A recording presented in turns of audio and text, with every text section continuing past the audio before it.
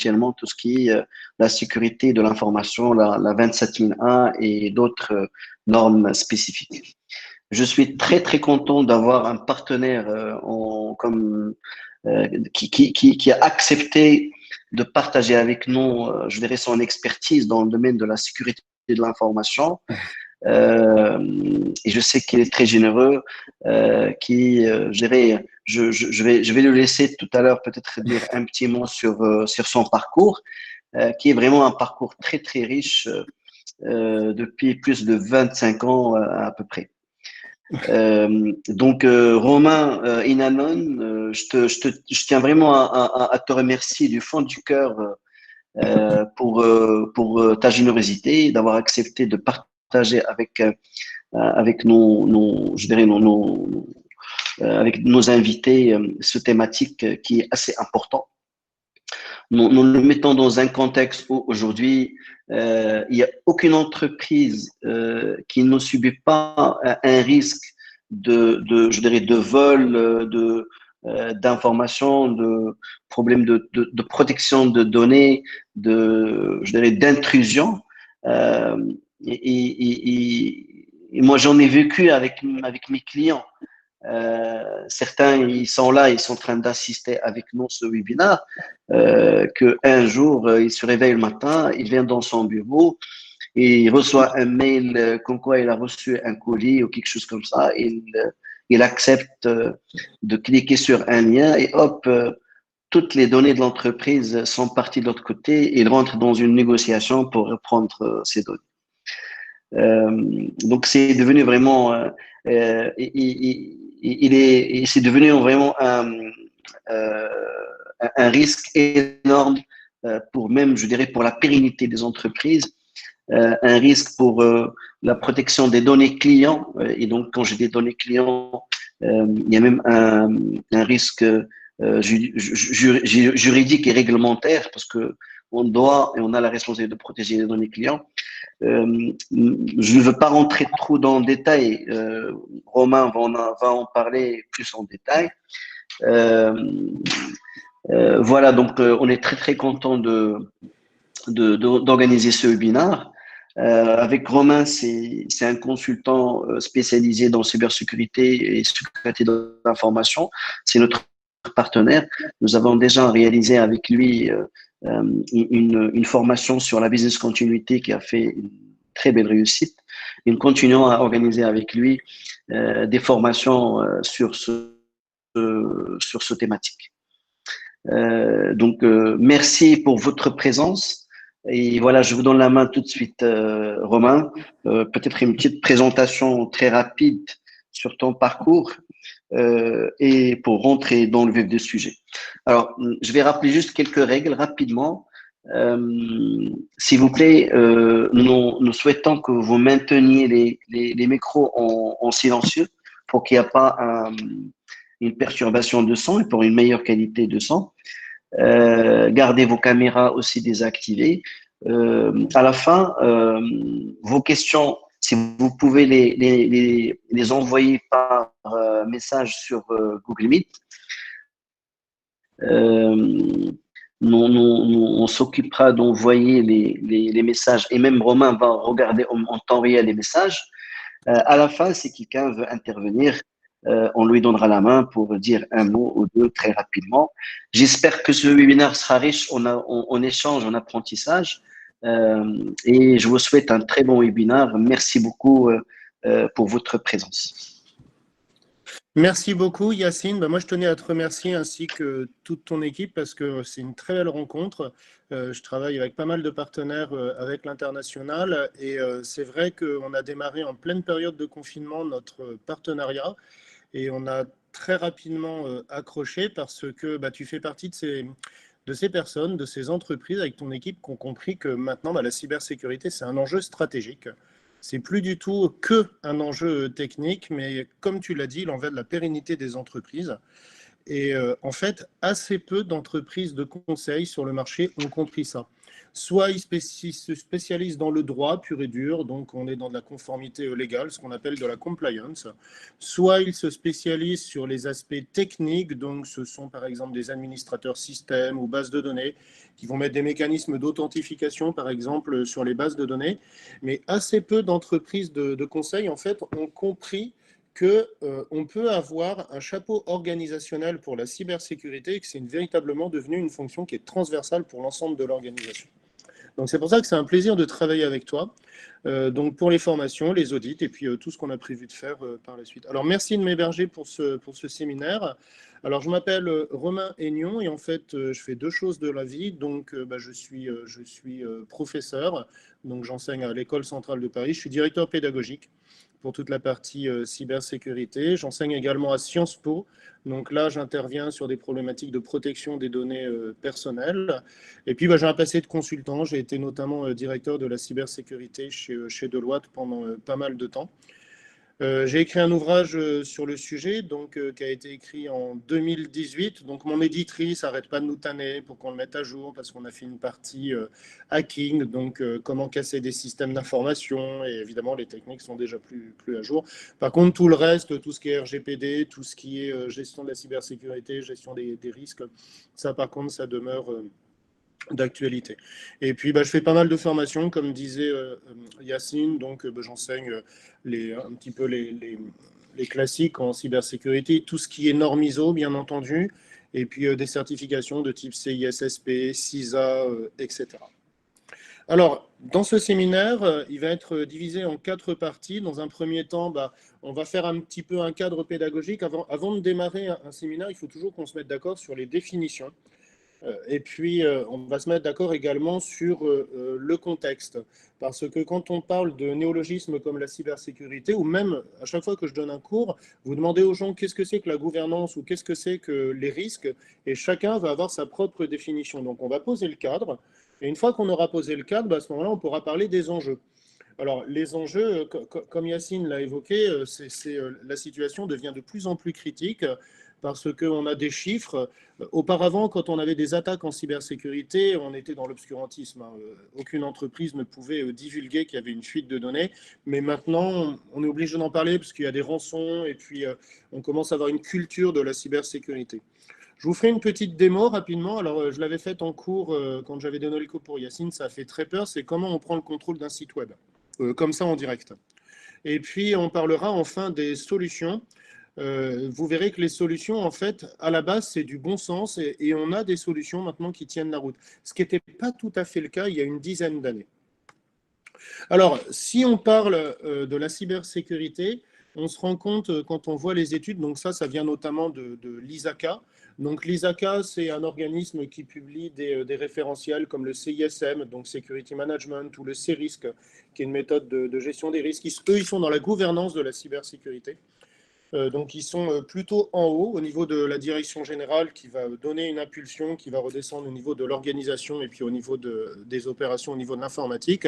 On voit que c'est de plus en plus un aspect transversal. Si vous regardez le carré en bas à droite, vous voyez que les communications, l'ingénierie, la finance, le marketing, la compta, la gestion des ressources humaines, tout ce qui est juridique notamment, est concerné par la cybersécurité. Et ce qui nous inquiète, nous, en tant que professionnels de la cybersécurité, c'est qu'on manque de personnes qui sont spécialisées en cybersécurité. Là, pour ne rien vous cacher, donc je donne pas mal de formations.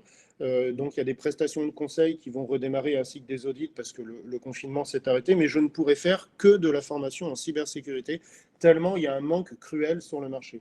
Donc en formation continue, donc ce sont par exemple des adultes de 35-40 ans qui veulent devenir RSI, responsable de la sécurité de l'information, et puis en formation initiale, on manque de pen testers, on manque d'administrateurs sécurité pour les bases de données, pour les systèmes d'exploitation, etc.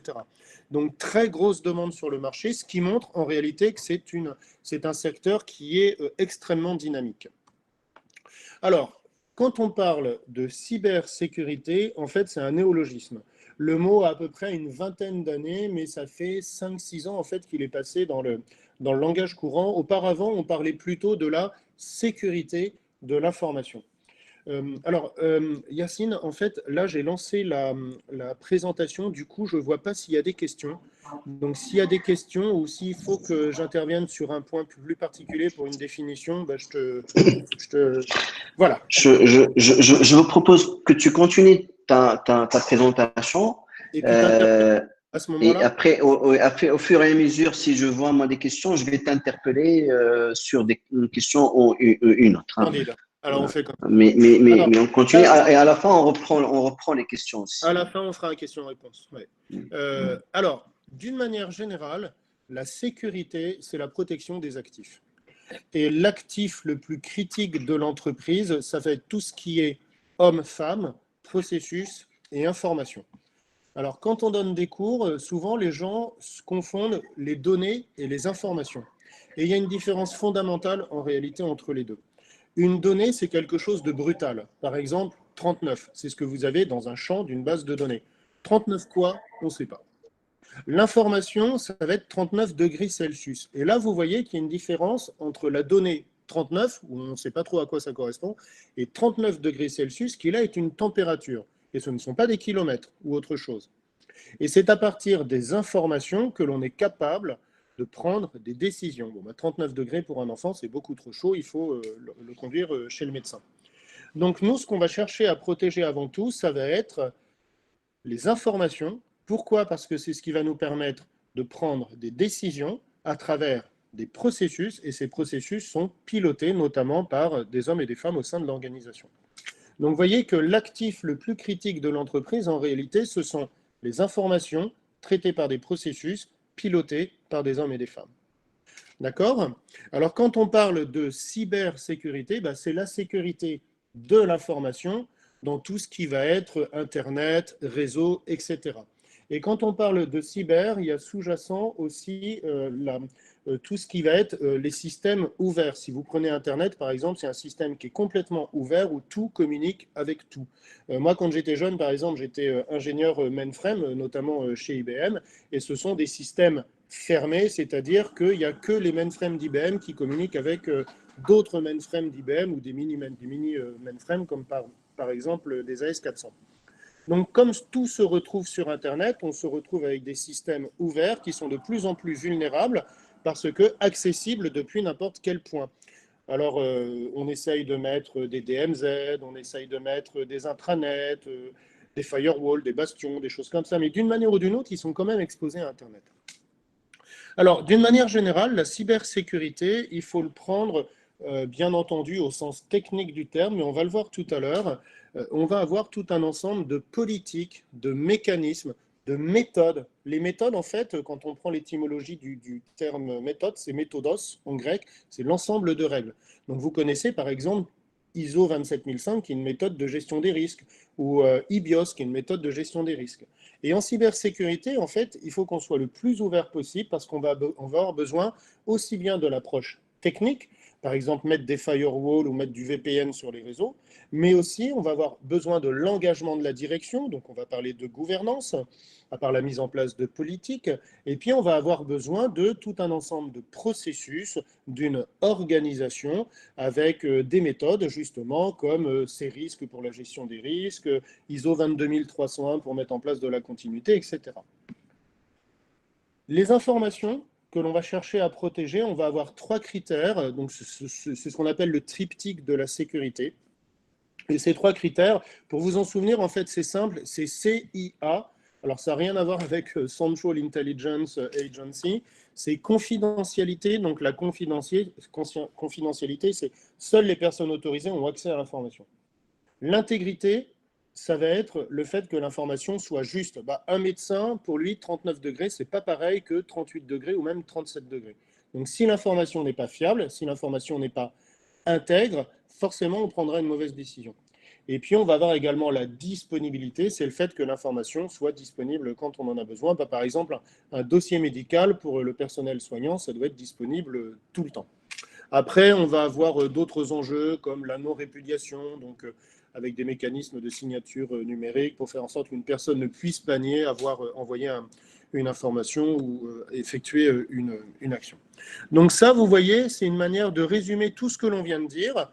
On va chercher à protéger les actifs de l'organisation, donc les hommes, les femmes, les individus, les actifs matériels et immatériels, parce que quand on parle de sécurité de l'information, la question qu'on pose souvent, ou le pan entier que l'on oublie souvent en sécurité de l'information, c'est qu'en fait, un système d'information n'est pas forcément informatisé. Il peut être oral. Ou alors, par exemple, dans l'école de mes enfants, l'institutrice avait un système de fiches cartonnées pour la bibliothèque de l'école. Elle savait parfaitement qui avait pris quel bouquin, depuis quand, et puis elle pouvait appeler les parents en disant, s'il vous plaît, ramenez le bouquin. Donc, vous voyez, l'information, ça peut être tangible et intangible, et ça n'est pas que sur des supports informatiques.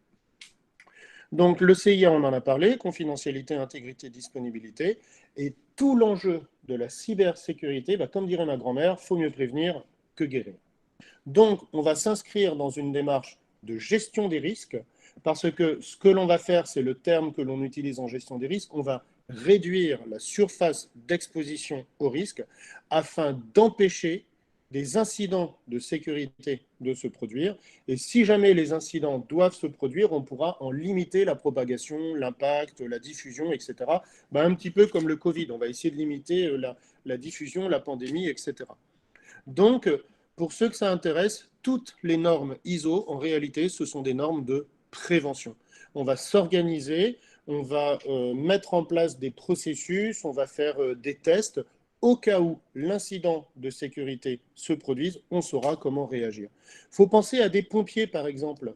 Des pompiers, en fait, ils peuvent faire face à n'importe quel incendie. Ils sont entraînés, ils travaillent en équipe, ils savent qui doit faire quoi, quand, à quel moment, etc. Alors, les enjeux, en fait, en termes de cybersécurité, vous en avez plein la presse. Vous avez probablement entendu parler récemment de Garmin. Donc, Garmin, vous savez, ce sont les montres GPS, notamment, où si vous faites du vélo, c'est des petits boîtiers qui sont capables de calculer la distance, votre vitesse, le parcours que vous avez parcouru, etc. Et donc, ils ont été attaqués et en fait, Garmin a dû payer la rançon. Alors, vous allez me dire, oui, mais en théorie, on ne paye pas la rançon, sauf que Garmin ne savait absolument pas quoi faire pour récupérer ces données. D'autant plus qu'il y avait toutes les données de géolocalisation des militaires qui avaient des montres GPS Garmin. Et une fois que vous savez où se trouvent les militaires, vous pouvez en déduire beaucoup de choses. Donc, en théorie, il ne faut pas payer la rançon, mais je peux vous garantir que là, en France, j'ai récupéré quelques informations de l'ANSSI, donc l'Agence nationale de sécurité de l'information. Il y a eu Castorama, par exemple, les magasins de bricolage qui ont dû payer une rançon. Et puis, il y a une autre entreprise, là, ça va me revenir. En réalité, les entreprises payent les rançons et ce sont des millions et des millions et des millions d'euros à chaque fois. Donc, il y a tout le discours que l'on tient qui consiste à dire ne payez pas, mais en réalité, vous savez, la pratique, elle est quand même un petit peu différente. Alors, les enjeux, en fait, donc ça, c'est une étude que j'ai trouvée de l'Université du Maryland. Et puis tout à l'heure, je vous ai trouvé également une étude de l'ANSSI. Parce qu'en fait, je suis correspondant pour l'Agence nationale de sécurité des systèmes d'information. Donc, une entreprise se fait pirater toutes les 39 secondes. Alors ça, c'est valable pour les entreprises du CAC 40 en France. Donc, ce sont les 40 plus grosses entreprises françaises. Donc, la BNP, SNCF, Société Générale, Engie, donc anciennement EDF, etc. Donc, toutes les 39 secondes, en moyenne, il y a une tentative d'attaque de leurs serveurs et de leur système d'information. En moyenne, quand une entreprise se fait pirater, le coût de réparation, c'est 150 millions d'euros. Alors, on parle de restauration et de réparation.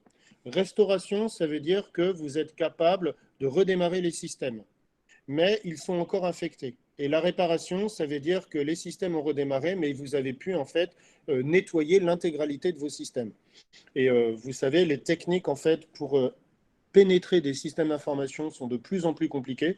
On parle par exemple des APT, les Advanced Persistent Threat, et c'est très compliqué de repérer un virus ou un ver ou un cheval de Troie. Donc il y a une technique qui est assez simple en fait. Vous savez que quand vous partitionnez un disque dur, le disque dur est partitionné sous la forme de tout un ensemble de clusters. Et vous pouvez, avec certains virus, déclarer qu'un cluster est cassé, qu'il ne fonctionne plus, mais vous hébergez le virus sur ce cluster. Et les logiciels d'antivirus ne scannent pas les clusters de disques durs qui sont déclarés comme inopérants. Vous voyez, c'est un bug qu'il y a dans ces logiciels. Alors, quand vous regardez également le type d'attaque, donc les attaques par déni de service, c'est 51%. Donc, les attaques par déni de service, c'est assez simple en fait, hein. Euh, Ça consiste à prendre le contrôle de ce qu'on appelle des zombies ou des robots. Donc, moi, mes étudiants à Centrale, ils font des concours entre eux. En moyenne, ils arrivent à prendre le contrôle de 5000, 6000 PC à peu près. Donc, c'est énorme. Et ils lancent les attaques depuis ces PC-là. Et ils bloquent les serveurs par des tentatives de Ouais. synchroniser, etc. Romain, Oui, euh, en fait, je vais t'interpeller par rapport à une petite question, peut-être pour interagir. Quand je vois la liste des participants autour de ce webinaire, je trouve qu'il y a des petites entreprises, type une entreprise de entre 20, 40, 50, 100, des petites entreprises, mais on a aussi des grandes entreprises pharmaceutiques, banques, ils sont parmi nous hein, aujourd'hui, ils nous écoutent. Certainement, chacun va poser des questions. Est-ce que c'est les mêmes enjeux en termes de vulnérabilité dans notre système de données d'information, que ce soit une petite ou une grande? Est-ce que c'est les mêmes enjeux? Est-ce que c'est est-ce que c'est les mêmes prérequis? Est-ce qu'on peut démystifier cette notion de protection de l'information, que ce soit une petite, une moyenne ou même une géante entreprise multinationale grande? bah, en fait, la nature des enjeux sera dans le fond la même, parce que qu'est-ce que craignent les entreprises en réalité? Il y a trois choses qu'elles craignent suite à une cyberattaque. Alors, en France, notamment, en Tunisie, je maîtrise un petit peu moins le contexte, hein, je vais être très franc. En France, par exemple, on a le fameux RGPD qui est tombé il n'y a pas très longtemps, donc c'est le Règlement général de protection des données, et une entreprise qui ne peut pas protéger les informations personnelles de ses clients ou de ses employés risque des amendes qui sont monumentales. Donc, on parle de 20 millions d'euros de chiffre d'affaires ou 4% du chiffre d'affaires à l'international. Donc, 4%. C'est la même chose. C'est la même chose ici au Maroc. Il y a aujourd'hui la loi qui est tombée quelques années. Maintenant, elle est en parfait ancrage sur le terrain de équivalent de la RGPD. Donc, vous voyez, on a les mêmes enjeux à ce niveau-là. Ce sont des enjeux légaux et personne n'a envie de payer une amende de ce montant-là. Le deuxième enjeu, en réalité, c'est la réputation de l'entreprise. Parce qu'il y a 15 ans ou 20 ans, on était spammé dans tous les sens et puis on se disait, ah, bah, c'est Internet. Puis certaines personnes étaient contentes d'être spammées parce que, tiens, c'est génial, je reçois des emails, des offres, mais maintenant, plus personne n'a envie d'être spammé. Et donc, la réputation de l'entreprise est en jeu. Et une entreprise qui n'arrive pas à correctement gérer ces systèmes d'information en termes de sécurité de l'information, enfin, je ne sais pas, vous allez par exemple dans une banque et on vous dit, ah ben non, désolé, le système d'information est bloqué, on a perdu notre fichier client et vous êtes client de cette banque. Vous dites, c'est bon, moi j'arrête de travailler avec cette banque. J'ai juste à traverser la rue pour aller dans une autre banque. Donc la réputation en fait de l'entreprise maintenant est en jeu.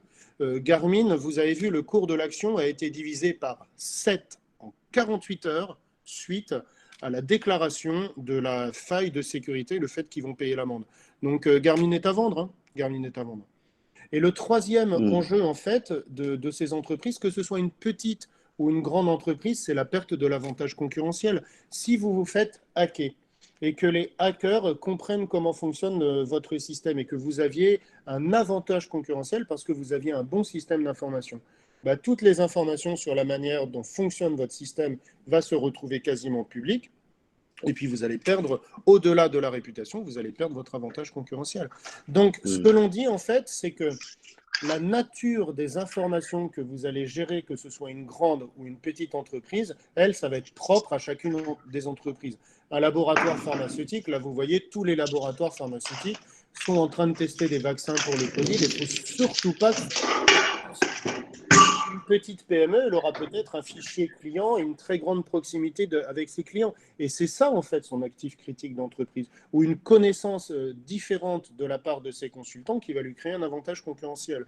Donc la nature des informations va être différente, mais les enjeux, eux, vont être dans le fond les mêmes. Vous voyez?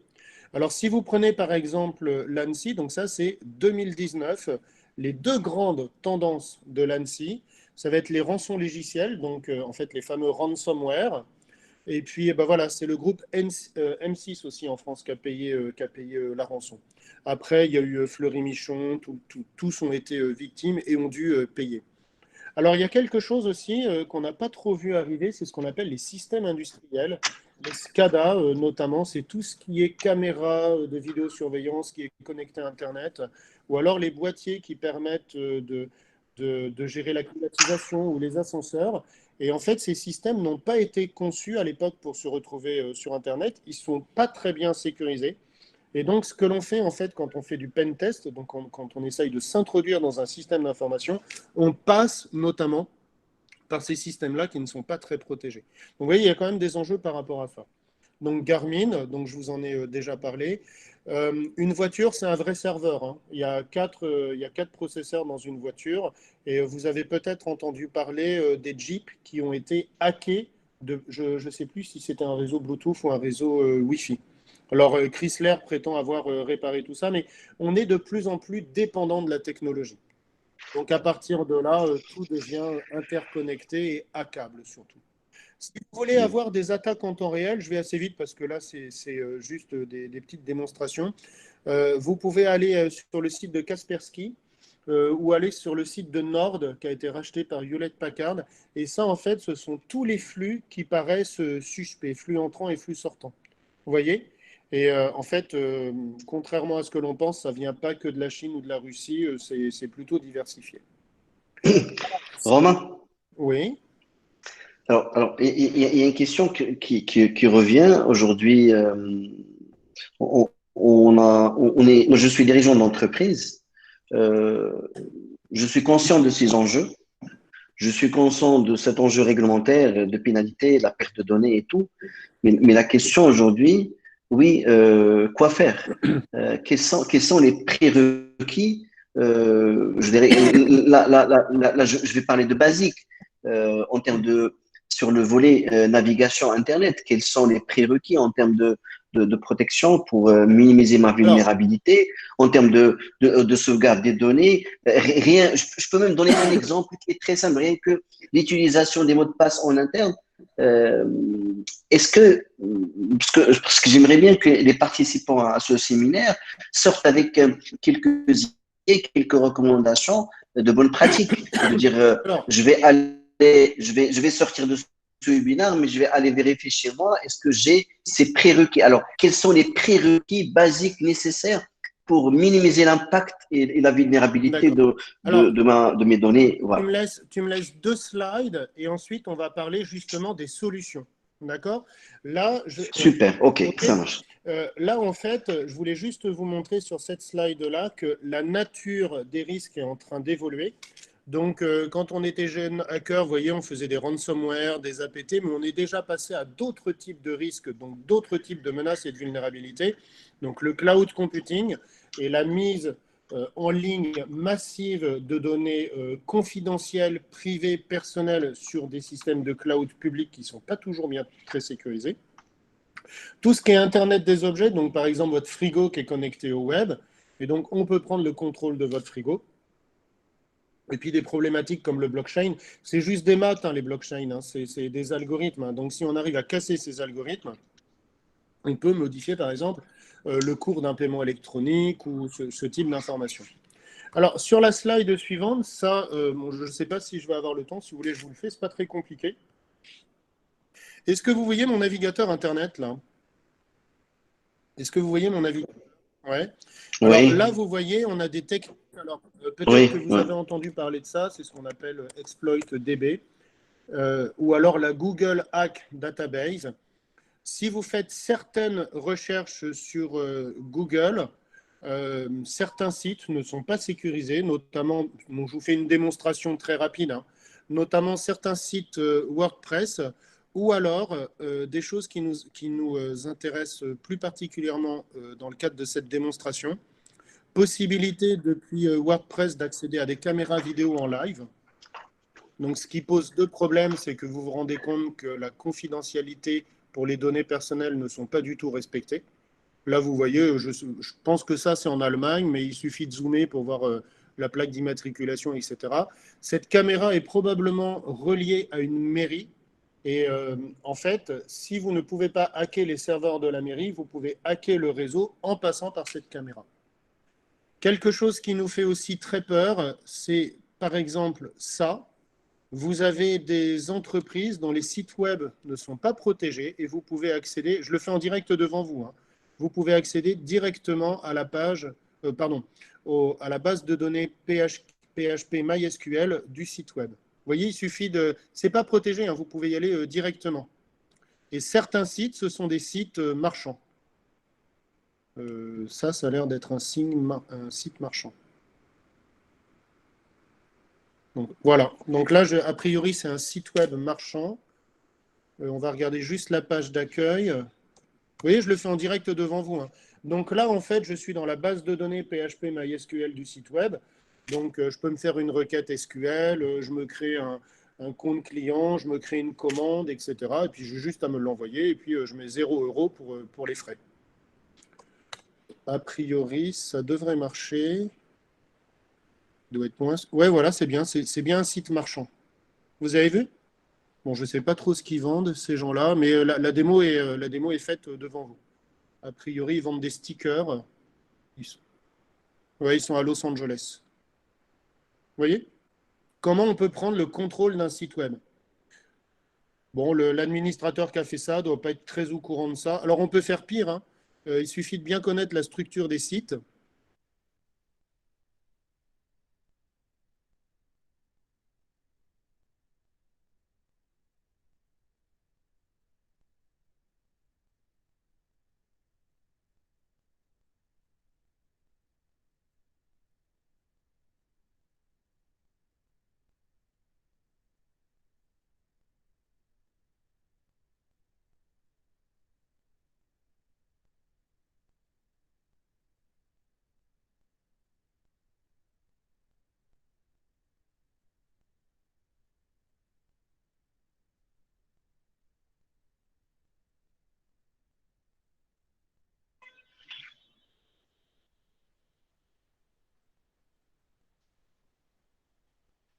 Bonjour, je pense qu'il y a un petit problème technique.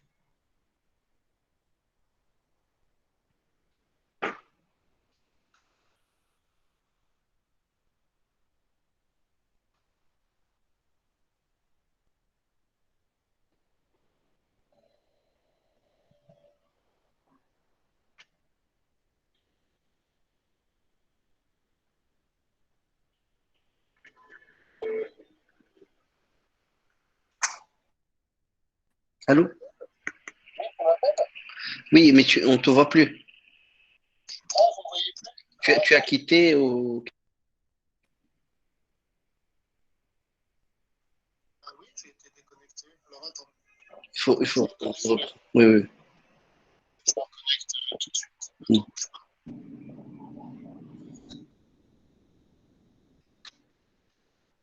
Désolé, Romain, il revient tout de suite.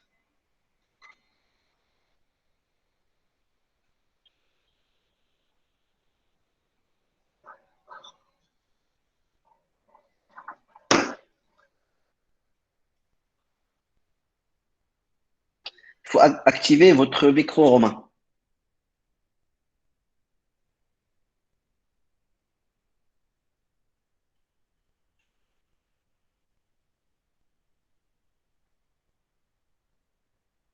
Romain, il faut Ça y est, activer c'est bon, votre ça y micro. est. Ça y est, le temps que tout s'affiche. Bon, désolé, on C'est a bon. été déconnecté, donc je suis désolé.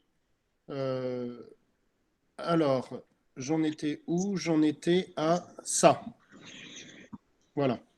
Alors, la solution, en fait, elle est très simple pour se protéger. Donc, il y a 3 aspects à maîtriser. Donc, la sécurité juridique, la sécurité organisationnelle et la sécurité technique. Alors, la sécurité juridique, c'est le respect des lois. Donc, le respect des lois, ça va être aussi bien le RGPD que la loi informatique et liberté, et puis toutes les lois sur la protection des données personnelles. Et puis ensuite, vous aurez des lois qui s'appliquent à des secteurs d'activité. Par exemple, si vous êtes une assurance, vous avez le Code général des assurances qui impose de la protection des données personnelles pour les assurés, pour les clients des assurances. Vous aurez BAL 2, BAL 3, qui sont des lois concernant les banques qui exercent en Europe ou tous les partenaires qui travaillent avec des banques en Europe qui ont également un aspect sur la protection des données personnelles des clients. Donc ça, c'est la sécurité juridique. Celle qui nous intéresse particulièrement dans le cadre de ce séminaire, c'est ce qu'on appelle la sécurité organisationnelle. Alors, pour l'heure, ce qui marche le mieux en sécurité organisationnelle, ce sont les normes ISO. Alors, les normes ISO, en fait, elles présentent plein d'avantages. C'est que quelque part, elles fournissent un cadre de sécurité de l'information qui repose notamment sur ce que l'on appelle des systèmes de management. Alors, les systèmes de management, c'est très simple, c'est un ensemble de règles, c'est un ensemble de dispositions avec le contexte de l'entreprise, l'implication de la direction, la mise en place de la planification, la gestion des risques. Vous aurez tout un système de gestion des compétences, de la documentation. Vous aurez également tout un ensemble de contrôles à mettre en place et puis de l'amélioration continue qui consiste en réalité à corriger des non-conformités. Si vous prenez ISO 27001, dans la fameuse annexe A de ISO 27001, vous avez 114 mesures de sécurité à déployer. Alors, dans ces 114 mesures de sécurité, vous aurez des mesures de sécurité qui relèveront de la gouvernance. Donc, à ce moment-là, ce sera l'implication de la direction dans la sécurité de l'information. Vous aurez la sécurité du personnel, par exemple, avant l'embauche, pendant l'embauche, après l'embauche. Vous aurez de la sécurité autour de la gestion des actifs, donc quelque chose qui nous fait un petit peu bondir quand on fait de la gestion de risque, c'est qu'un risque, en fait, à la base, c'est une vulnérabilité à partir d'un actif. Une vulnérabilité, c'est la faiblesse, c'est la faille d'un actif. Si vous ne maîtrisez pas vos actifs, donc l'ensemble de vos serveurs, l'ensemble de vos processus, vos bases de données, votre réseau, vos informations, en fait, vous ne pourrez pas faire une gestion des risques digne de ce nom. Donc, souvent, ce que l'on voit dans les entreprises, c'est qu'ils vous font des listes à l'après-vert de vulnérabilités, de menaces, mais en fait, sur pas grand-chose parce qu'ils ne connaissent pas les actifs. Donc, vous avez donc ISO 27001 avec tout cet ensemble de mesures de sécurité. Alors, on va plus loin. Dans ISO 27001, je vous ai parlé de la gestion des actifs, la gestion des risques. Vous aurez toutes les mesures à mettre en place, par exemple, en termes de chiffrement. Donc, on va vous demander des politiques de chiffrement, on va vous demander des politiques de sauvegarde, on va vous demander des politiques de contrôle d'accès. Donc, par exemple, du contrôle d'accès physique, par exemple, de mettre en place, donc ça, ISO ne l'impose pas, mais vous pouvez très bien mettre en place de l'authentification biométrique pour un data center. Je parle du bâtiment. Et puis, des accès logiques. Donc, les accès logiques, c'est tout ce qui va être base de données, application, système d'exploitation, etc.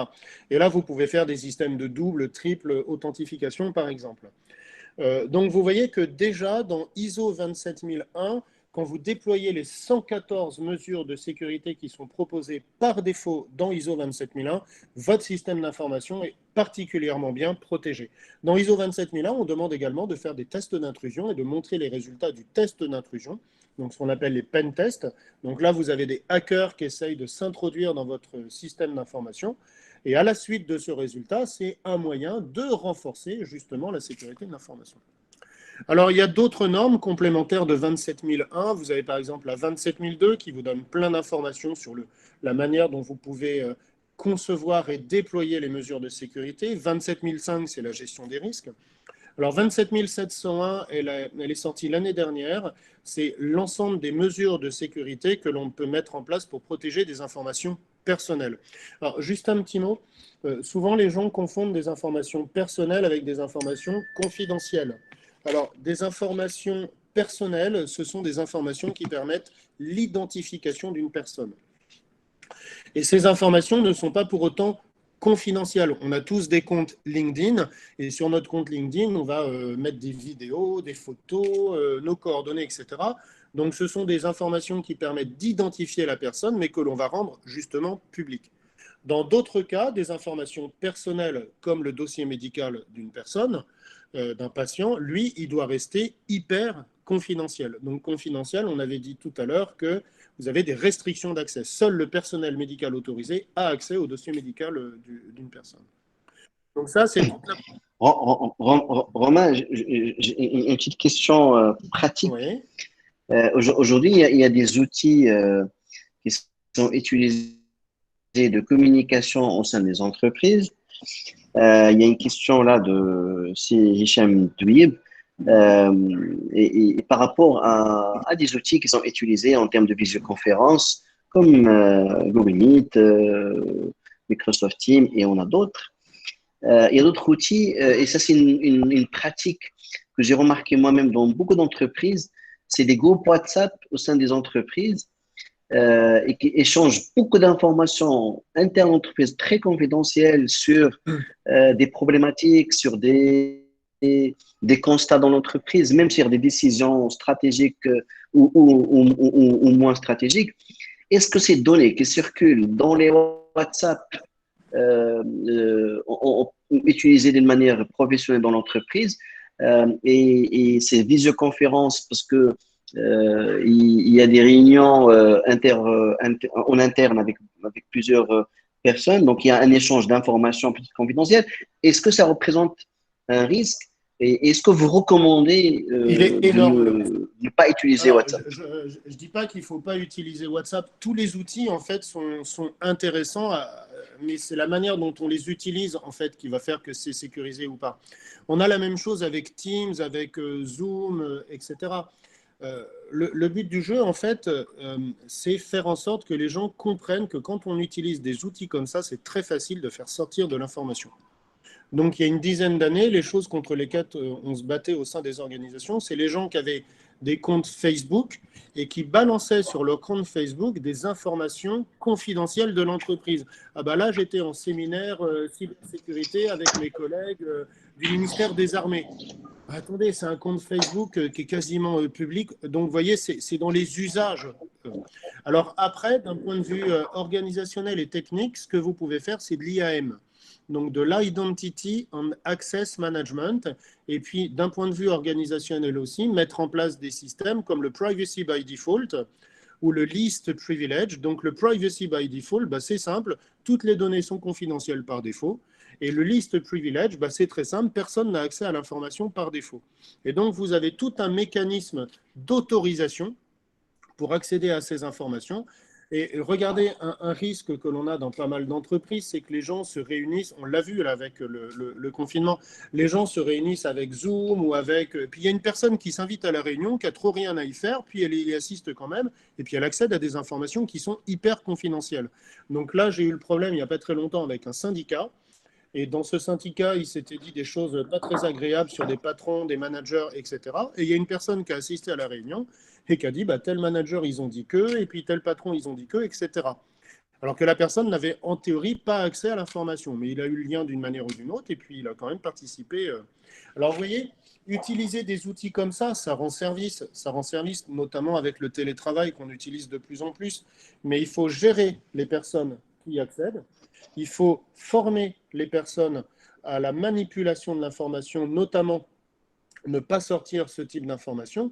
Et puis, quand vous vous connectez avec ce type d'outils, peut-être que vous pouvez utiliser des VPN ou de la double authentification de manière à ne pas se faire voler une connexion ou un accès non autorisé.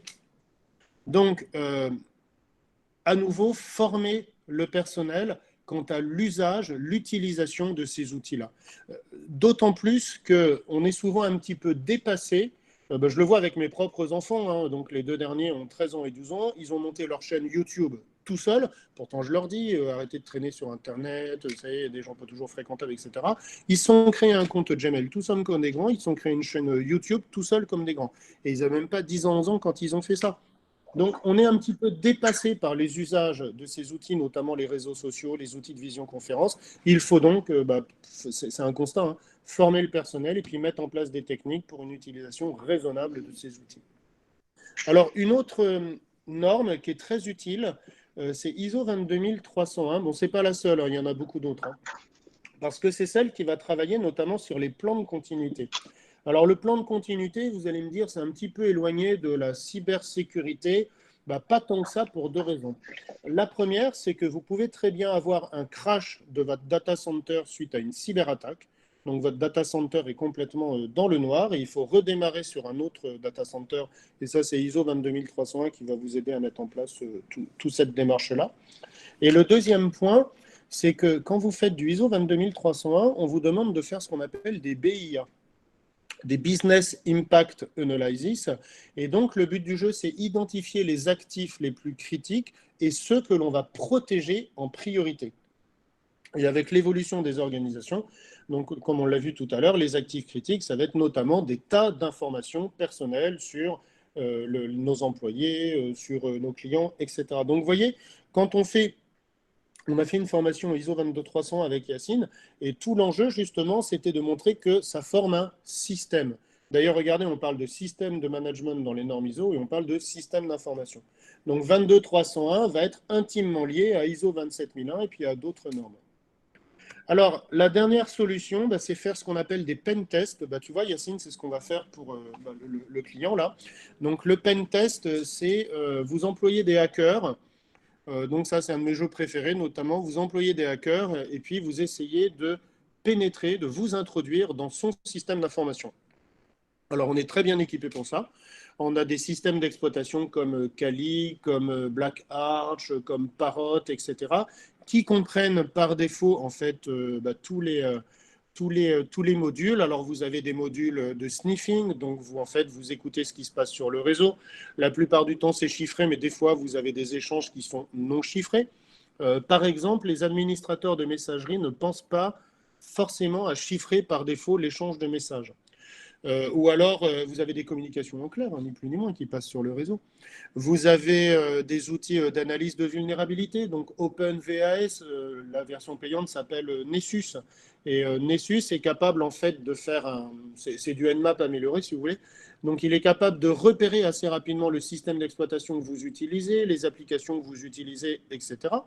Et à partir de là, il regarde notamment la version du système d'exploitation que vous utilisez. Si c'est une version qui est un petit peu ancienne, vous êtes sûr de trouver des vulnérabilités, de pouvoir vous y introduire. Donc des attaques par mot de passe, des attaques de votre réseau sans fil. Donc pendant un moment, notre jeu préféré, c'était craquer les clés web, avec notamment des attaques par dictionnaire. Et maintenant, on sait craquer des clés WPA2. Donc c'est bon, on a la technique pour craquer le mot de passe d'un réseau WPA2. Alors, l'attaque la plus redoutable, d'une manière générale, c'est ce qu'on appelle le social engineering. C'est que si on n'arrive pas à s'introduire dans un système d'information en craquant les OS, en craquant le réseau, en craquant des applications ou des bases de données, on envoie un message à quelqu'un. Donc, la commande, en fait, c'est vHarvester. Et vous scannez en fait sur le web toutes les personnes qui ont laissé traîner leur messagerie d'entreprise, leur email d'entreprise. Donc, il suffit d'écrire à cette personne et vous pouvez faire plein de techniques. Vous pouvez faire une offre promotionnelle ou clique ici, tu verras des photos de vacances quand je prends un maillot de bain sur la plage, etc. Et il y en aura toujours un qui cliquera, mais seulement il y a un virus, un cheval de Troie, un ver, un virus de boot dans le message, et puis après, vous êtes dans la place. Donc, on est particulièrement bien équipé. Alors, dernière chose aussi en termes de prévention, c'est la formation du personnel. Yacine, c'est la question que tu posais tout à l'heure. On ne pourra jamais les empêcher d'utiliser Teams, Zoom, puis tous les autres, WhatsApp notamment. WhatsApp, c'est quand même une solution publique, donc utiliser des logiciels pour le grand public à des fins professionnelles. Il y a quand même d'autres solutions comme Jira. Jira, par exemple, peut se connecter sur des LDAP, des annuaires. Donc, vous voyez, forcément, vous restreignez la quantité de personnes qui peut accéder à tel ou tel groupe de travail virtuel. Donc, la formation du personnel, c'est une des. Quand j'étais chez Deloitte, en fait, en 2018, on avait fait une étude et on en avait déduit que 63% des incidents de sécurité venaient de l'intérieur de l'organisation. Et parmi les 63% d'incidents de sécurité, les trois quarts des incidents, en fait, c'était des personnes qui n'ont pas fait exprès, qui ne savaient pas, qui n'ont pas été bien formées, qui ont mal utilisé le système, mais sans volonté de nuire en réalité. Donc, un personnel mal formé, mal sensibilisé, c'est un personnel qui est dangereux pour votre organisation. Typiquement, ton exemple, moi j'aime beaucoup ton exemple, Yacine, des gens qui utilisent WhatsApp, qui est une solution publique à des fins professionnelles. Je vous remercie beaucoup. Donc, je vais répondre à l'ensemble de vos questions.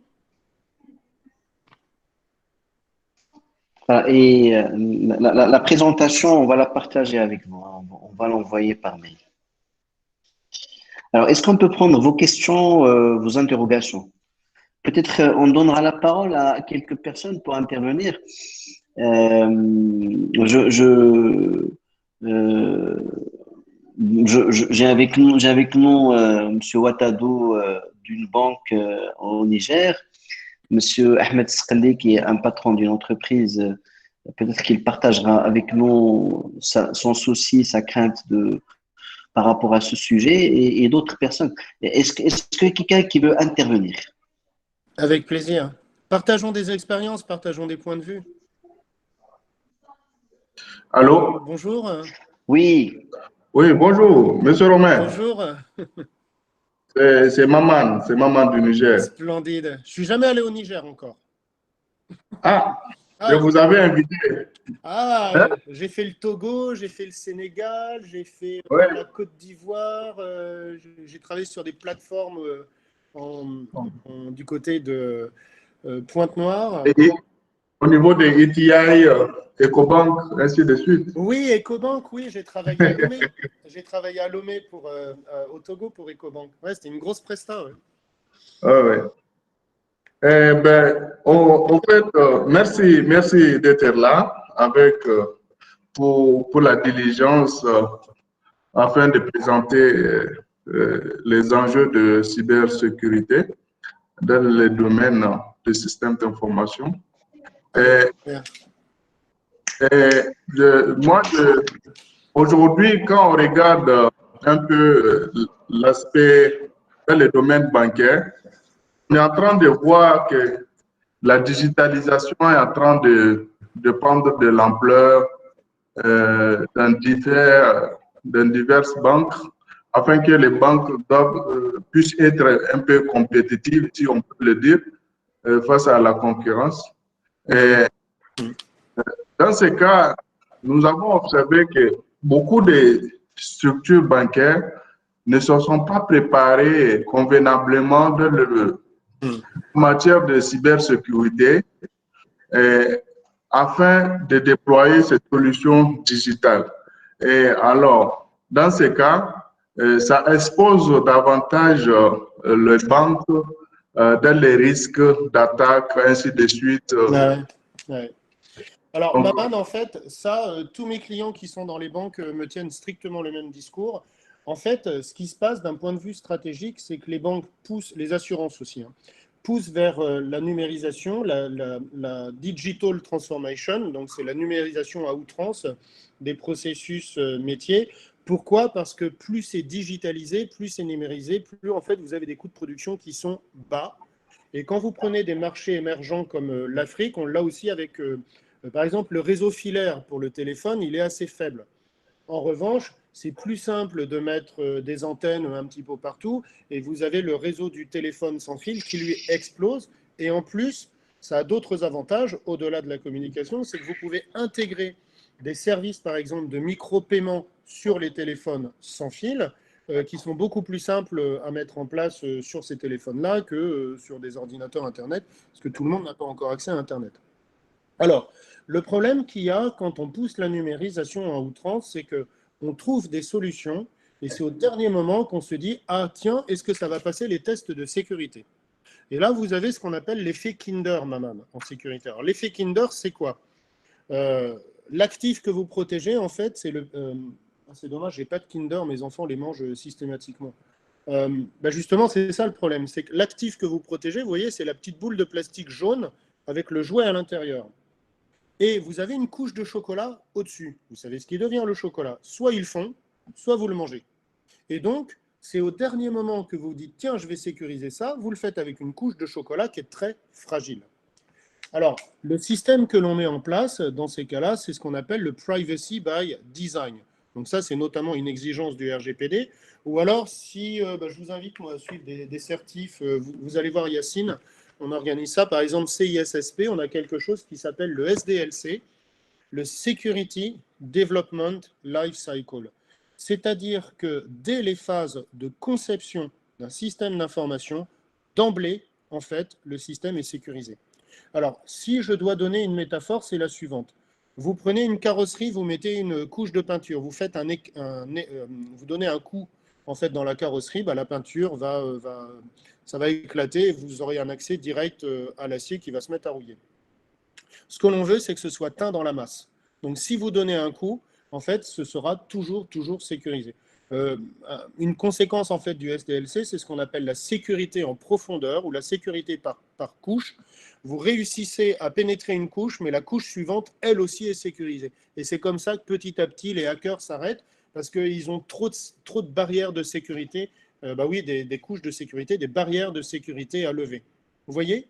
Donc, il faut que ce soit sécurisé dans la masse. Il faut que ce soit sécurisé à toutes les phases de conception, de développement, de mise en production de votre projet. Vous voyez, Maman ? Alors, après, c'est un état d'esprit, en réalité. C'est se dire, dès que je lance un projet, je m'intéresse à la gestion des risques et je m'intéresse à la gestion de la sécurité. Oui. Bon, merci Romain. Vous en prie. Merci beaucoup. D'autres questions?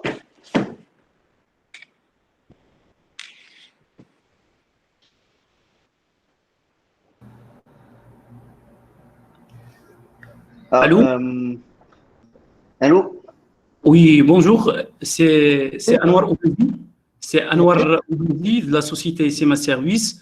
Bonjour. Bonjour Romain. Donc, en l'occurrence, je vous remercie très infiniment pour le temps que vous nous avez consacré. Donc, bien sûr. Merci à vous parce que c'est un plaisir de faire des séminaires à l'international. Merci beaucoup. Et vous savez, on a les mêmes problématiques dans le fond. En France, on a les mêmes problématiques. Et puis, j'ai appris, quand j'ai commencé à enseigner, que la connaissance n'a de sens que si elle est partagée. Très bien. Donc, ma question est toujours relative à la partie système de management de la sécurité de l'information.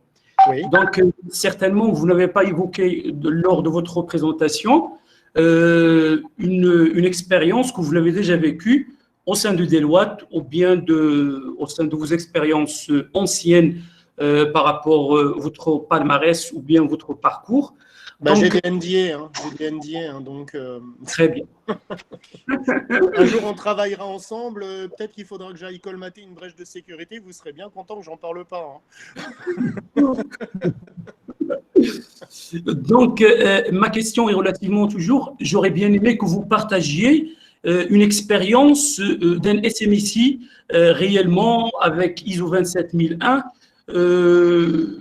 J'insiste exactement sur votre expérience et comment votre rédaction organisationnelle, comment ça a été. J'aurais bien aimé savoir est-ce que les types de clients que vous avez rencontrés lors de votre diagnostic organisationnel. Alors, en fait, je peux vous parler de la certification ISO 27001 que j'ai mise en place chez Deloitte. C'est un projet qui a duré 2 ans et demi. Alors, Deloitte, c'est une très grosse boîte et ce qu'on cherchait à protéger, en fait, c'était les informations. Deloitte, c'est un cabinet d'audit financier là-bas. C'est un gros commissaire aux comptes, si vous voulez. Ce qu'on cherchait à protéger avant tout, en fait, c'était les informations financières et comptables des clients.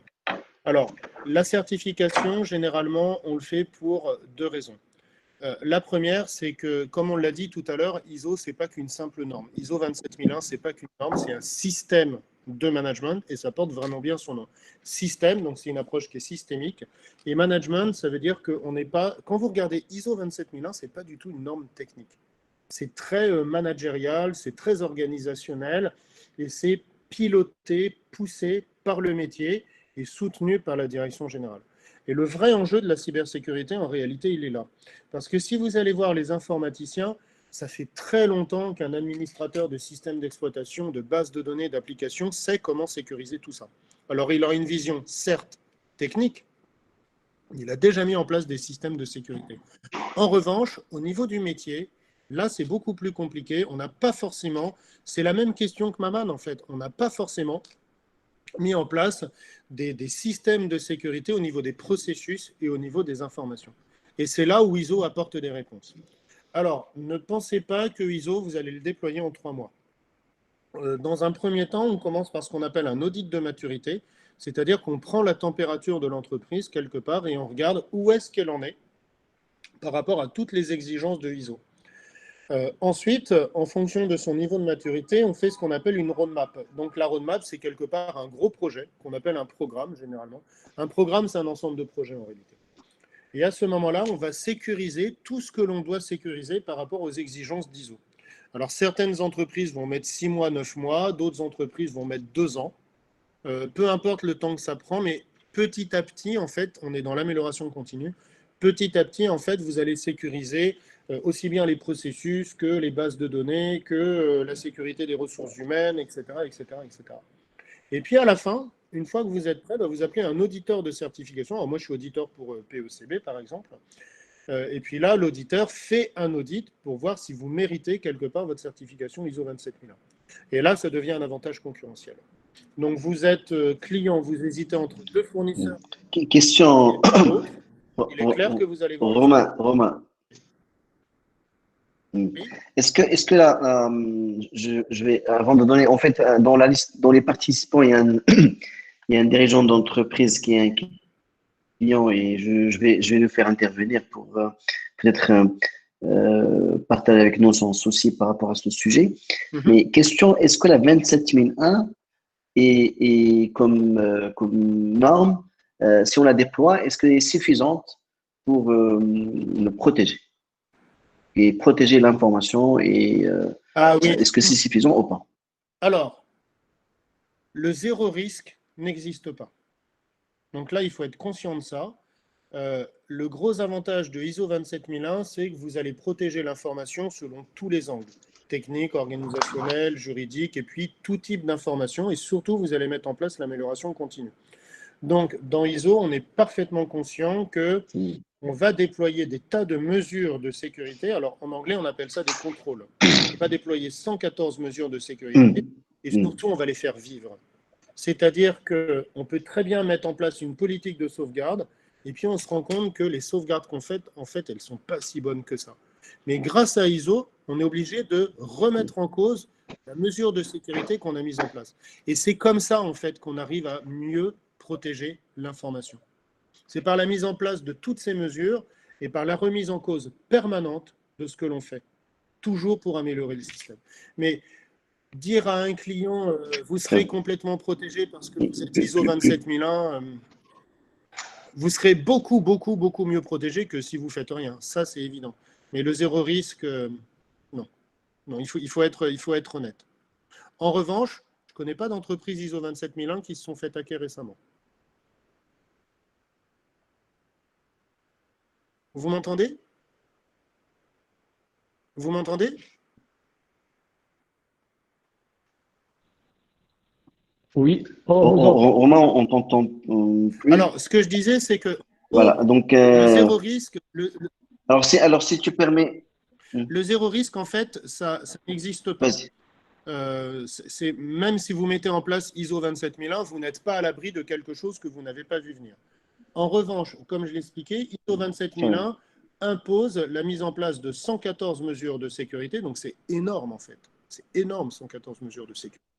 Et la remise en 114 mesures de sécurité. La remise en cause permanente des mesures de sécurité que vous mettez en place. Donc l'exemple que je donnais, c'est on vous demande de faire des politiques de sauvegarde, vous vous rendez compte que vos sauvegardes en fait sont pas si efficaces que ça, et du coup vous mettez à jour la manière dont vous faites vos sauvegardes. Alors, dire à un client qu'il est protégé, 100% protégé s'il est ISO 27001, on risque de lui mentir. En revanche, parmi les entreprises qui ont été certifiées ISO 27001, pour le moment, il n'y en a pas qui ont été victimes d'une attaque ou d'une fuite de données. Très bien, bonne réponse. J'ai une autre question, mais avant de la poser, je vais donner la parole à M. Ahmed Sqali. Vous pouvez intervenir? C'est Sqali? Oui, vous m'entendez? Oui, très bien. Bonjour. Oui, on vous entend très bien. Donc, vous, en tant que dirigeant d'entreprise, est-ce que vous avez déjà subi une attaque il y a de petites moyennes entreprises. C'est quoi votre souci aujourd'hui? Quel est votre enjeu? Voilà, si vous voulez intervenir. Voilà. Merci. Alors, donc, à mon tour, je voudrais remercier Monsieur Elian, Romain, Avec plaisir. de sa présentation. C'est très intéressant Merci à vous. et très enrichissant. Et donc, première partie, c'est que j'aimerais apporter un témoignage, c'est que on a été victime. Nous sommes une télé implantée à Casablanca, en banlieue de Casablanca. Et je voudrais juste dire, pardon.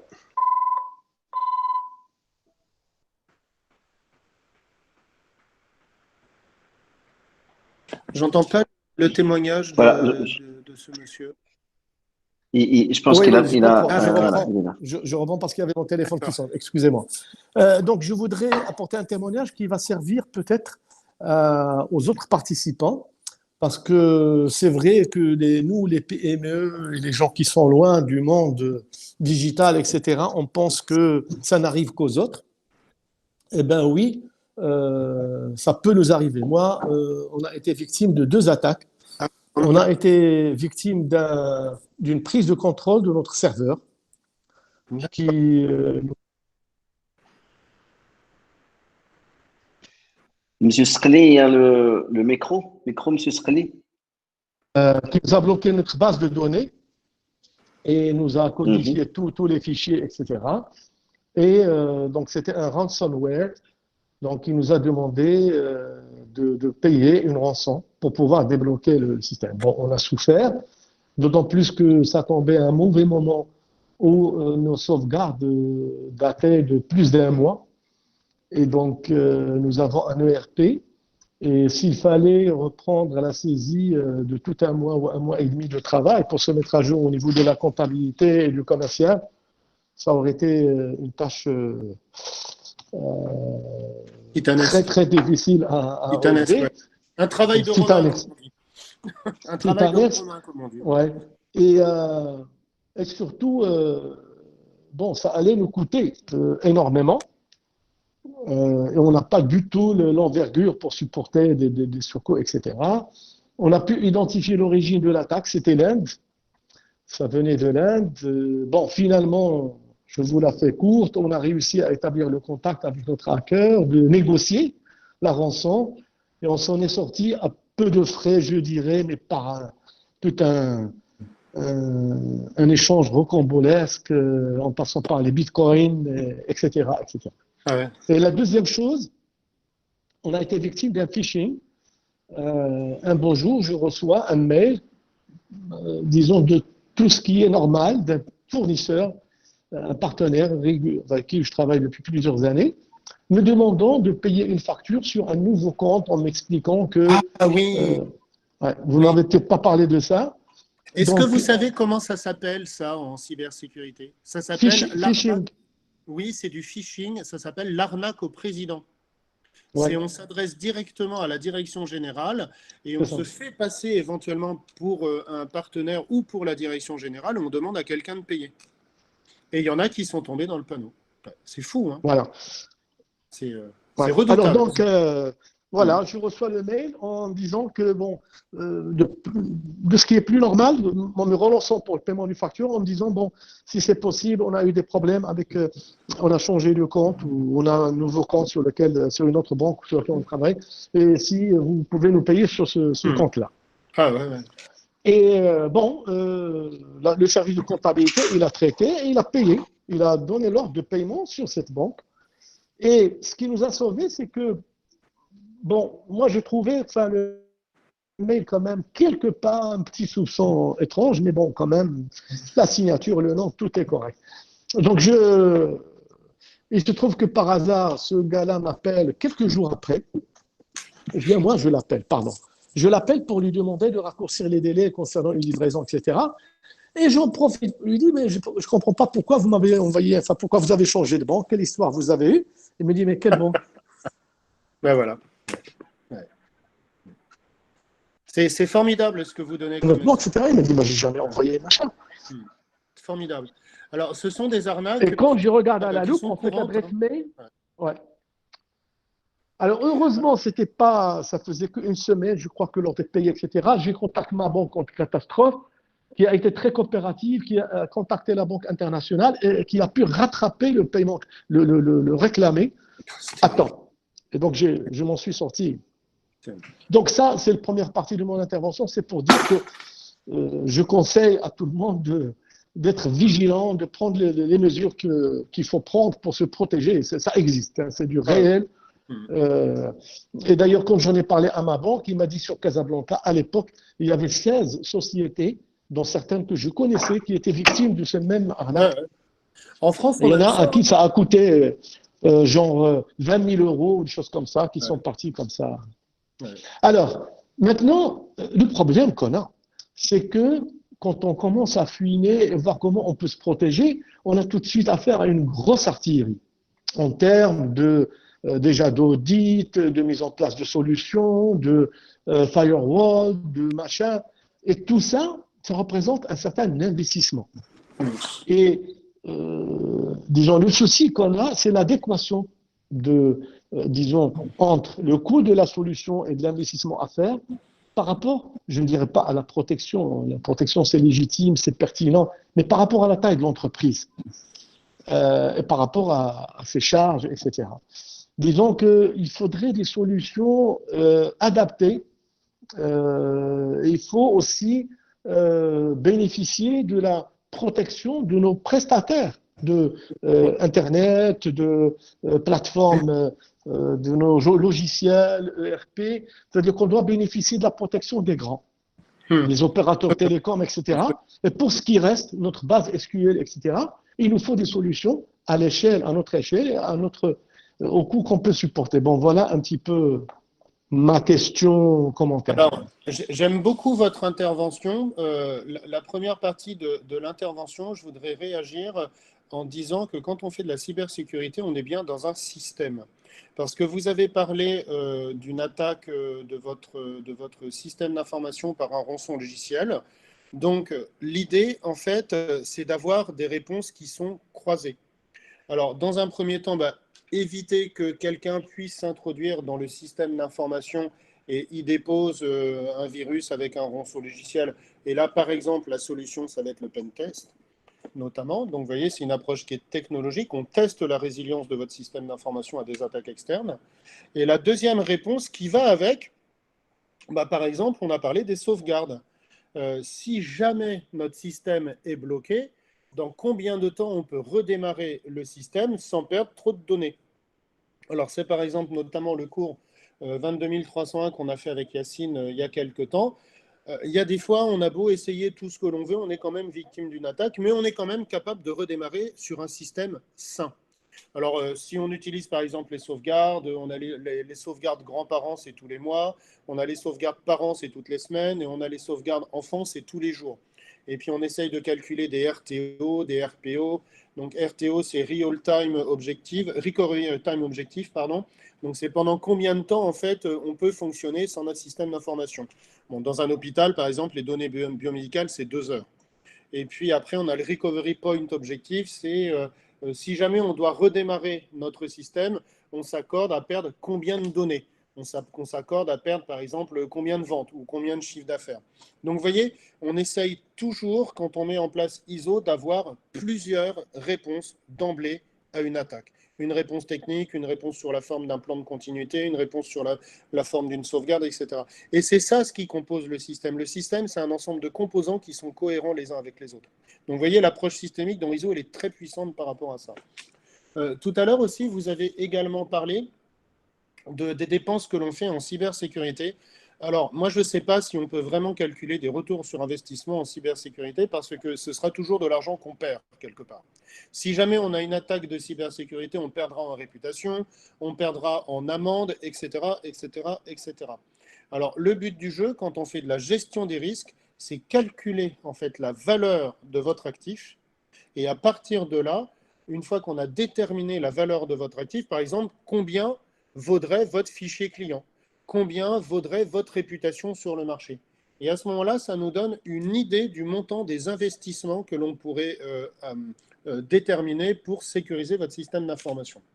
Donc ça, en gestion des risques, on est capable avec des méthodes comme l'activity-based costing, l'activity-based management, de valoriser un actif et donc de déterminer le montant financier. Alors, il y a quelque chose aussi dans votre réflexion que j'ai particulièrement apprécié, c'est que si ISO est un système à l'intérieur de l'organisation, vous, en tant qu'entreprise, vous appartenez à un système beaucoup plus vaste. Alors, effectivement, il y a le rôle des opérateurs. Il faut que les opérateurs arrêtent de laisser passer des flux qui sont complètement anormaux dans leurs tuyaux. Il y a le rôle d'un sous-traitant ou d'un partenaire. Par exemple, nous, on a le problème en RGPD. On a des sous-traitants qui hébergent des données médicales et puis d'autres qui font des traitements sur ces données médicales. Eh bien, on va renforcer les contrats pour empêcher le sous-traitant de faire n'importe quoi avec les données médicales, les obliger à faire des tests d'intégrité, des procédures de sauvegarde dignes de ce nom, etc. etc. Ce qui fait que quand j'étais jeune ingénieur, nous, on faisait tout par nous-mêmes, hein, les mainframes, les réseaux, etc. Et là, le métier des informaticiens, des ingénieurs évolue. On se retrouve à piloter des contrats avec un sous-traitant, travailler avec des avocats pour dire, mais dans le contrat, est-ce qu'on a bien mis des clauses de sécurité, des pénalités, etc. Donc, vous voyez, vous n'êtes pas tout seul et vous devez être capable de compter sur vos sous-traitants. Et si vos sous-traitants, partenaires, fournisseurs, etc., ne montrent pas patte blanche en termes de sécurité ou refusent de signer des contrats dans lesquels il y a des exigences de sécurité de l'information, je suis désolé, le marché est grand, il est libre et il y a d'autres sous-traitants sur le marché. D'accord ? Merci. Mais je vous en prie. Vous avez posé, mais tous vous posez des questions ou vous posez des problématiques qui sont fondamentales en sécurité de l'information. Est-ce que vous voulez qu'on réponde à une autre question ou qu'on ouvre une autre perspective?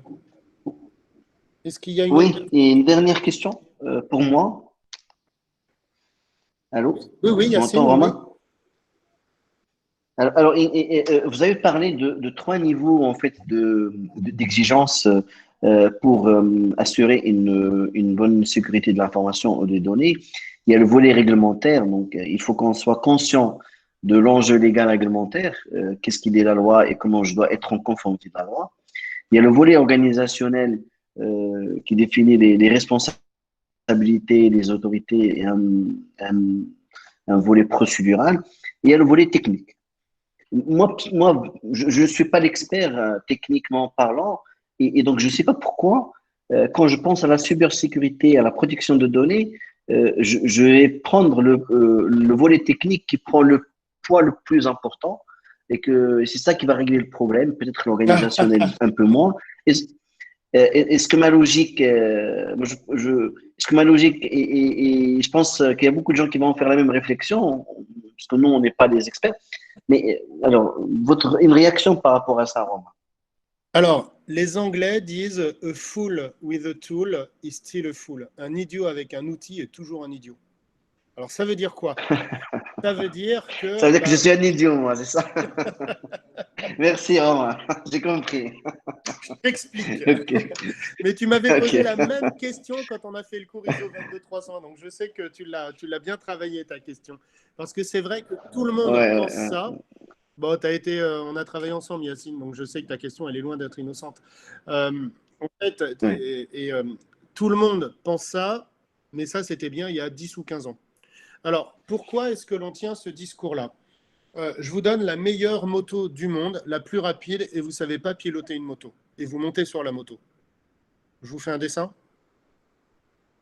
Vous allez terminer à l'hôpital, ou pire.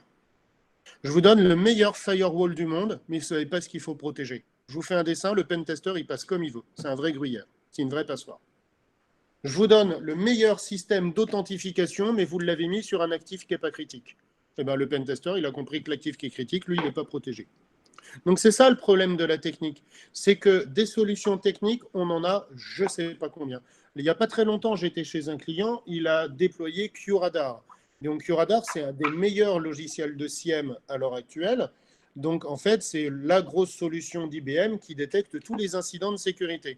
Il avait juste oublié de mettre en place un système d'analyse de la récurrence des incidents de sécurité. Et c'était toujours les mêmes incidents qui se reproduisaient. Donc, vous voyez, on a des tas d'outils, mais on ne sait pas les utiliser. Donc, par exemple, j'ai des clients qui me disent Ah, tous les projets dépassent en termes de délai, dépassent en termes de budget. Je leur ai acheté Microsoft Project, donc le logiciel de gestion de projet. Malgré ça, ça continue de dépasser en termes de délai et de budget. Microsoft Project m'a coûté un bras. Et vous leur répondez gentiment, c'est pas parce que je vous donne Word que vous aurez le prix Nobel de littérature. Si vous ne savez pas écrire, c'est pas Word qui va écrire le bouquin à votre place. Donc, on peut déployer tous les outils qu'on veut. Si on n'a pas derrière des processus, des procédures d'analyse de risque pour savoir comment protéger tout ça, vos outils ne vont pas vous servir à grand-chose. Vous savez, moi, quand j'étais plus jeune, je déployais SAP. SAP, c'est un magnifique outil, mais il faut que ce soit collé au processus de l'entreprise. Vous avez beau avoir le meilleur outil, si ce n'est pas aligné sur la stratégie et les processus de l'entreprise, SAP ne va pas faire grand-chose. Vous voyez ? Très bonne réponse. Merci. Non, c'est très... On dit commencer par les politiques, l'engagement de la direction, les processus qui sont l'organisation, et ensuite des procédures qui sont notamment l'utilisation des outils. Mais une procédure sans processus et sans politique, c'est très difficilement applicable. La vraie question que l'on pose en cybersécurité, ce n'est pas comment on fait les choses. Parce que le comment, dans le fond, on le sait. C'est pourquoi on fait les choses. Vous voyez ? Oui, non, c'est clair. Est-ce qu'on peut prendre peut-être une dernière question, sinon on va clôturer. Il est déjà. Alors moi, j'attends une question de la part de Adjelé ou de Raphaël. Ah, Raphaël, voilà. Raphaël ou Adjelé, j'attends des questions. Bonjour à tous. Je suis vraiment désolé, je suis arrivé terriblement en retard. J'avais calé le meeting pour 15h30 GMT. Je vous appelle depuis le Sénégal. Je participe temporairement depuis le Sénégal. Bonjour. Et donc voilà, donc j'ai pratiquement chopé que la fin, mais c'était assez intéressant, sincèrement. Je pense que c'est dommage pour moi là. Tout va bien à Dakar? Moi, oui, ça va. Dans une boîte qui était à côté du point E. D'accord. J'ai adoré. On mangeait du poulet yassa, c'était top ici. Le yassa au poulet, effectivement. C'est bien un plat que nous aimons cuisiner ici. Mais ça va, ça se passe bien. Ça se passe bien quand même. Bienvenue El Hadji. Merci beaucoup. C'est pas grave, on peut partager avec vous par la suite la présentation. Internationale que j'ai animée. Ouais, super. Je veux bien enregistrer à quoi, ouais. Ouais. Alors, profites-en, M. El Hadji, si tu as une question peut-être ou une interrogation, Romain, il est là pour y répondre. Bon, certainement. Ou bien, je ne sais pas si je pourrais avoir son adresse email après avoir bien sûr. Bien sûr. Vous allez recevoir un mail avec la présentation de Romain et les coordonnées de Romain, et après, on peut éventuellement échanger sur ça, il n'y a aucun problème. Pourquoi pas, voilà. Avec plaisir. Avec plaisir. En tout cas, merci. Et bon, on vous attend peut-être à Dakar pour notre Yassa Poulet. Dès qu'il m'ouvre les frontières, il faut que j'aille à Casa, il faut que je retourne à Dakar. Lomé aussi, c'est bien. Moi, je vais partout. J'ai travaillé quasiment sur tous les continents. D'accord. En quoi ça nous fera plaisir. Merci beaucoup. Avec plaisir. Avec plaisir. Raphaël, peut-être Raphaël est là ou est parti? Non, Raphaël, c'est un de mes étudiants en fait. Bonjour. Bonjour à vous. Ah, je sais. Et avec qui, Raphaël? Avec Colline. Ah, bonjour, comment ça va, Colline? Ce sont deux étudiants de l'EDEC à moi. Non, en tout cas, c'était très intéressant. Merci pour ce webinaire. Bon, génial, ça me fait plaisir. Bienvenue Raphaël, merci beaucoup. Merci à vous. Merci beaucoup. Écoutez, avec plaisir, Caroline, bienvenue. Écoutez, merci de votre participation, mais merci d'être là. Un grand merci, Romain, pour ta générosité, pour la qualité de la présentation et pour tout ce que tu as partagé avec les participants. Je pense que ça donne envie de programmer d'autres, hein, Romain, dans le futur, sur d'autres sujets. Alors, nous, on va organiser une formation le 12, 13, 14, 15 avec Romain sur la 27001 sur la sécurité de l'information, système management de la sécurité de l'information. Si vous serez intéressés, vous êtes les bienvenus. On est à 100% Voilà, donc, de réussite aux examens. Hein. Donc, ouais, 100% de réussite d'examen. En fait, c'est une formation certifiante avec un certificat de lead implémenteur ISO 27001. Peut-être en fait, voilà, donc c'était très très riche. Nous avons, sincèrement, on a passé un petit peu en revue un ensemble de points. On a compris de quoi il s'agit réellement la cybersécurité.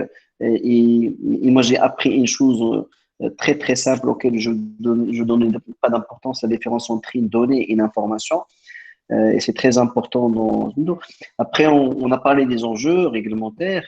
Je pense qu'on a même vu quelques démonstrations. Voilà, donc merci beaucoup Romain. Merci à tous les participants. Attendez un mail avec la présentation de Romain et avec les coordonnées. Si vous avez besoin de quoi que ce soit, par la suite, on est à votre disposition. Ben, merci beaucoup. Romain, merci tu veux à dire un vous. petit mot à la fin? Bah, je connais 3 mots d'arabe. Barakallahu fik. Marhaba. Mais, Tu sais, c'est un webinaire international. Hein? Et on a puis, partout. comment on dit, shukran, c'est ça? Chacun. Bien, merci. Merci à vous tous. Chacun. Je serais ravi d'être en contact avec vous. Tout passe par Yacine. Donc, avec plaisir pour continuer d'échanger et de construire ensemble. Merci à vous tous. Avec grand Et plaisir. on espère Merci. vous accueillir pour une C'est Srani? présentation au Maroc. On espère l'accueillir pour une présentation à Casablanca de vive voix. Mais oui. C'est plus chaleureux. Avec plaisir. Avec plaisir.